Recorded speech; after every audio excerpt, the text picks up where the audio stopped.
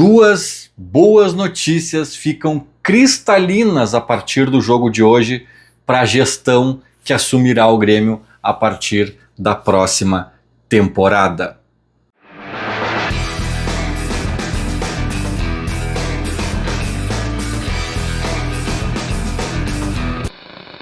Fim de jogo na Arena do Grêmio, Grêmio 2, Vasco da Gama 0. Uma boa partida do Grêmio, uma baita partida do Grêmio e uma vitória convincente e importantíssima, né? Eu comecei o vídeo falando de duas boas notícias para a gestão de Odorico Roman, que iniciará os trabalhos aí, né, na próxima temporada à frente do clube. E vamos direto ao ponto, vamos a elas, né? A primeira grande notícia que o jogo de hoje nos deu foi a notícia de que o Grêmio sim estará na Série A do Campeonato Brasileiro da próxima temporada. É pouco, é bobo até, é uma notícia que para o tamanho do Grêmio deveria ser óbvia, deveria ser... né, a gente deveria dar de ombros para essa informação, é o básico, é o mínimo, mas diante do que a gente vem acompanhando aí no clube, acaba sendo sim uma notícia interessante, principalmente também observando que os times desesperados ali, Santos, Vitória, o Juventude eu acho que não dá mais tempo, mas assim, essa galerinha ali de baixo tá reagindo. Então um tropeço do Grêmio hoje poderia significar sim alguma dose de emoção na reta final. A tabela do Grêmio na sequência não é simples, não é fácil, então a vitória de hoje se mostrava bem necessária e o Grêmio conseguiu meio que carimbar essa passagem para a Série A. Tem um número mágico dos 45 pontos, mas a gente entende que pelo menos por enquanto, ao que tudo indica, nessa temporada, 43 já seria até necessário. E assim, mais do que isso, muito provavelmente o Grêmio vai pelo menos empatar mais um jogo aqui ou ali, então dificilmente vai perder as 4 últimas partidas. Isso dá até mais segurança, mas os próprios 43 em si, de repente, já são suficientes, né? Então é isso, o Grêmio garante a sua permanência na Série A, e por mais óbvio que devesse, né, que deveria ser, cara, né, a gente hoje em dia estava precisando dessa confirmação para a nova gestão já conseguir articular algumas coisas, de repente até contatar alguns profissionais e sem saber a divisão que tu vai jogar, o orçamento que tu vai ter disponível, muda muita coisa, né? Então essa é a primeira boa notícia. E a segunda boa notícia, cara, é que assim,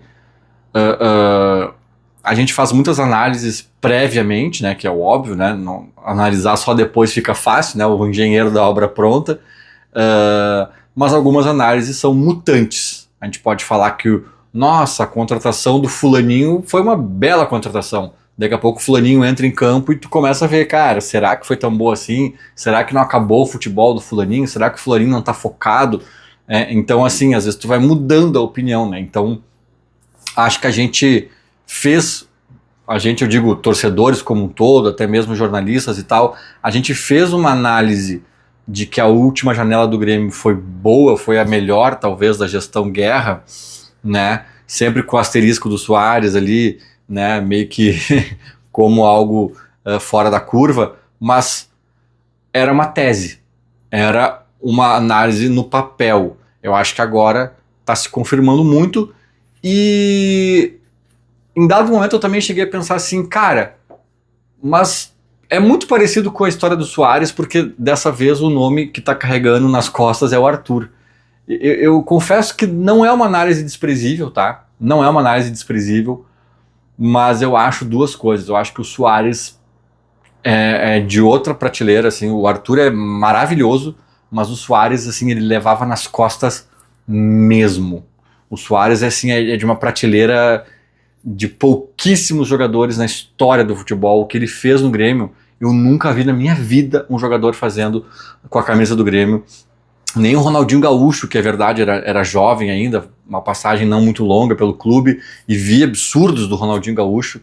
Mas assim, o que o Soares fez naquela temporada, cara, foi assim, inacreditável, tá? O Arthur tá fazendo muito, o Grêmio tem praticamente uma Arthur dependência, mas cara, já vi parecido, já vi outros jogadores também com a importância semelhante,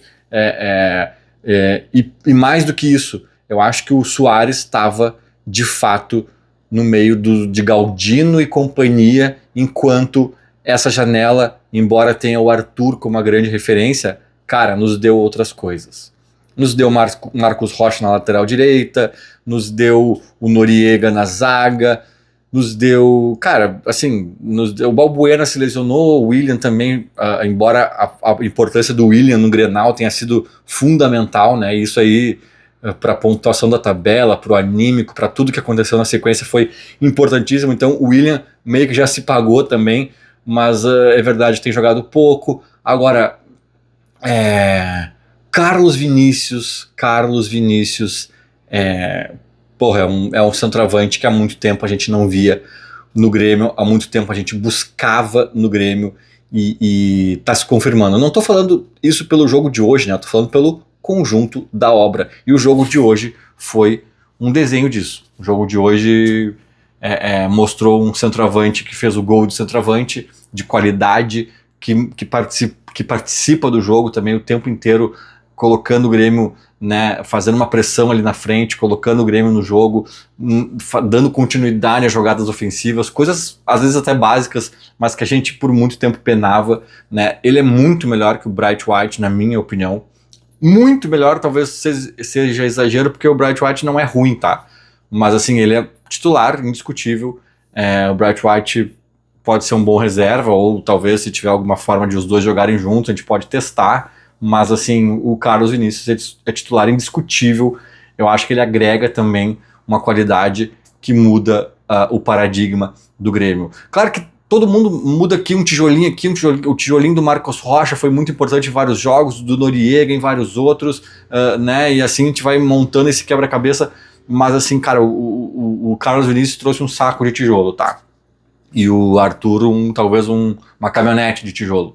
Mas assim, essa janela de fato teve uma substância, cara, que eu vou dizer pra vocês. Eu acho que duas coisas aconteceram. A qualidade do time mudou muito, né? Com as contratações, enfim, acertadas pela direção. É verdade que o Arthur tem um grande caráter de sorte ali, né? Que talvez seja a principal, talvez não, foi a principal contratação, mas igual, contratar, tá tudo certo. Mas assim, acho que o Mano Menezes também acertou o time, gente. Né? Eu quase comecei esse vídeo dizendo que eu tinha 3 boas notícias. Né? A primeira é que a gente fica na Série A, a segunda é que a gente tem de fato uma base de jogadores interessante, que é boa parte deles fruto dessa última janela, né? Mas eu quase inseri a terceira boa notícia de que temos treinador para o ano que vem. Eu já começo a ficar... Eu ia fazer um vídeo só sobre isso, acabei não fazendo, já vou aproveitar para falar aqui um pouco também. Eu começo a ficar mais amigável à ideia de manter o Mano Menezes, né? Porque o Gauchão já começa no começo de janeiro, no próprio mês de janeiro já começa o Brasileirão, vai ser um calendário atípico, uma loucura, né? Vai trocar por quem? Vai ter que tempo para, né? O Mano já conhece, já sabe quem é quem, o grupo parece gostar dele, é um técnico de seleção brasileira, é um técnico que não é aposta, é um técnico que a gente sabe que o feijão com arroz consegue fazer, e ele fez. Ele fez, mas melhorou porque os jogadores melhoraram. É óbvio, qualquer treinador do mundo tem essa premissa de melhorar se os jogadores melhorarem. Mas eu já vi muito treinador ganhar bons jogadores e a coisa não andar. Né? A coisa com o Mano andou. Não dá para também ser simplista e dizer que é só porque chegou o Noriega, o William e o... Não, sabe? É óbvio que mudou muito o paradigma do time com as novas contratações, mas repito, o Mano fez a coisa funcionar. Às vezes a gente vê times galácticos, a gente cansou de ver, não só do Grêmio, tô falando até de outros times que a gente acompanha e tal, e a coisa não andou, afundou, os galácticos afundam às vezes. O Grêmio nem é tão galáctico assim, mas realmente foram bons reforços que o Mano fez funcionar. Então assim, ele comete muitos erros, ele patinou por algum tempo. Eu sei que é uma um assunto talvez polêmico, eu ia fazer um vídeo sobre isso até quase em cima do muro, né? Eu ia acho que acabar sendo um pouquinho mais condescendente ali com a permanência dele, mas eu ia fazer um vídeo com prós e contras e tal. Só que hoje eu tava pensando durante o jogo, cara, assim, cara, deixa o Mano, né? A não ser assim, que tu venha com uma notícia muito, o Tite, tem um projeto pro Tite, alguma coisa muito certeira, muito... Mas vai ser o quê? Assim, vai ser uma aposta de um gringo, um Quinteiros 2.0, que não conhece nada e não... Sabe, quem tem aí no mercado? É difícil, cara, é muito difícil, e o Mano é uma garantia de pelo menos um trabalho. Eu vou dizer, eu tava vendo esse jogo, eu não sou um grande entendedor de táticas, tá? Um grande entendedor de enfim, esquemas e afins, mas óbvio que a gente tem uma noção básica, né? E eu tenho uma sensação, que daí é uma impressão minha de leigo nesse assunto, mas eu tenho a impressão que é a seguinte, cara, via de regra, o treinador que entende o jogo do Diniz, porque o Diniz tem um tipo de jogo muito específico, aquele toquezinho de bola lá atrás e não sei o que, papapá. O treinador que entende o jogo do Diniz, via de regra, se dá bem contra o Diniz. É por isso que eu acho que o Diniz é um cara fadado ao fracasso, embora já tenha ganho Libertadores e seleção e também, tal. Mas eu acho que assim, o Diniz, pra mim, não era técnico de seleção, pra mim, enfim. Mas porque o Diniz, o meu ponto com ele não é nem assim se eu gosto ou não gosto do estilo dele, mais caótico, mais ofensivo, mais isso, mais aquilo. Não interessa se tu gosta ou não gosta, se tu prefere um estilo mais assim ou mais assado. O meu ponto com ele é que ele é muito previsível. É que ele tem algumas lacunas ali que se o adversário souber preencher e é meio... sabe? É um troço assim meio que é muito fácil dar errado. Acho que ele anda numa linha tênue assim, de tipo gênio e maluco, sabe? E se tu conseguir empurrar ele pro lado do maluco, tu passa por cima. E eu acho que o Mano entendeu. Eu acho que isso explica um pouco o quão bem o Grêmio foi hoje. Foi 2-0 e poderia ter sido mais. O Léo Jardim, o goleiro deles, né, cria da base do gremista, inclusive, foi um dos destaques do jogo, né? Então, assim, poderia ter sido muito mais. O Grêmio foi muito bem, amassou o Vasco. E eu acho que o Mano entendeu. Aí se tu pega lá um treinador emergente, uma aposta... Cara, numa dessa o cara não entende. Numa dessa o cara vai jogar com o Diniz e faz sei lá o quê e o Diniz engole o cara, entendeu?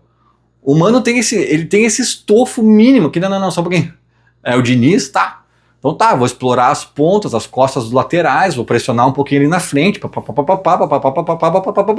e não só pensar nisso, como conseguir transmitir para os jogadores e os jogadores conseguirem executar, treinar, sei lá, e executar.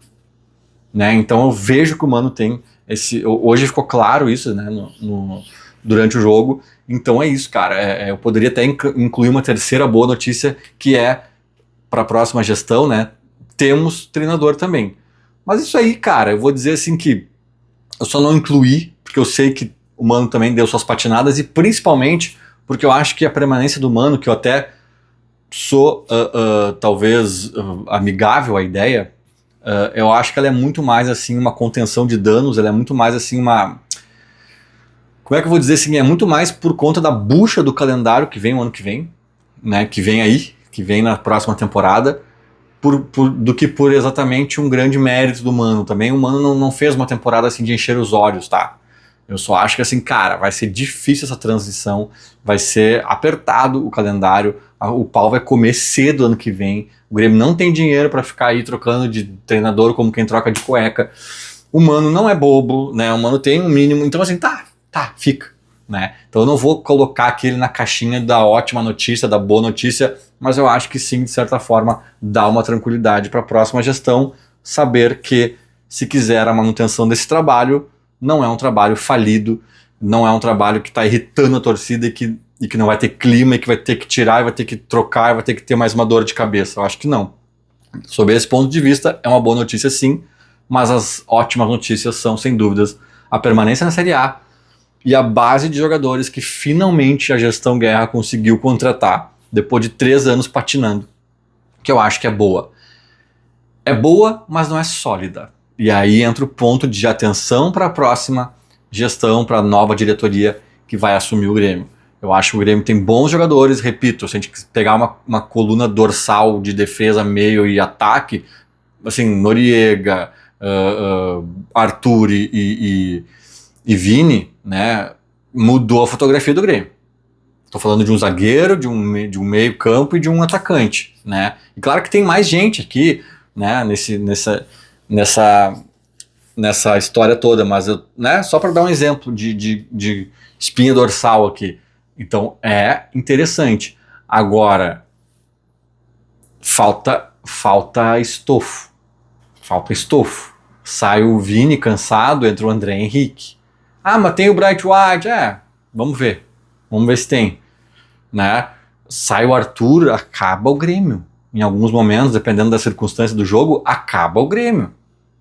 Tem que ter, talvez, outro jogador ali no meio campo, com algum, né? Talvez um camisa 10, o Cristaldo até não foi mal hoje, mas o Cristaldo ainda, né, tá no débito ali, não tá com crédito na praça, pra gente poder confiar nele, né? Na zaga, talvez tenha ali uns 3 jogadores para 2 posições, né?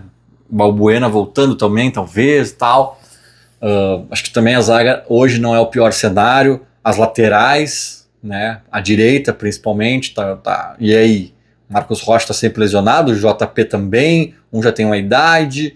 Então, assim, tem bons jogadores, essa é a boa notícia, mas vai precisar de um estofo, vai precisar de, como eu sempre digo, das 5 substituições 30 minutos de jogo com time misto. Vai ter que ter 18 titulares e talvez uns 25 de nível semelhante, que é uma coisa que o Palmeiras faz bastante, né? Não dá para cair o Arthur e o Grêmio desmoronar. Não dá para sair o Vini e, meu Deus, não tem um ataque, sabe? Então acho que esse estofo a gente vai precisar procurar. Mas, cara, com a mão que o Mano acertou essa reta final, dessa meio do ano para cá, talvez, com o time que também a última janela acabou nos dando, nesse contexto, o Grêmio que ganhou do Vasco hoje é Grêmio para brigar por Libertadores, com certeza. Por isso que eu digo que que são 2 ótimas notícias, né? Porque, cara, esse Grêmio do Mano Menezes e desses jogadores que estão em campo é Grêmio para brigar por Libertadores. Pena que esse Grêmio desembarcou aqui tardíssimo, né? O próprio Mano se acertou tarde, e óbvio que a qualidade que ele agregou ajudou ele a acertar essa mão, é óbvio. E a janela certeira também veio tarde. Mas isso sob a ótica da gestão que está indo embora, foi tarde demais. Sob a ótica da gestão nova que vai assumir, é uma boa notícia. Opa, tem material humano aí. É saber garimpar mais algumas peças importantes, saber dispensar algumas que estão mais onerando a folha do que qualquer outra coisa, e de repente, com o próprio Mano Menezes, a gente tem um time para brigar em outra ponta no ano que vem.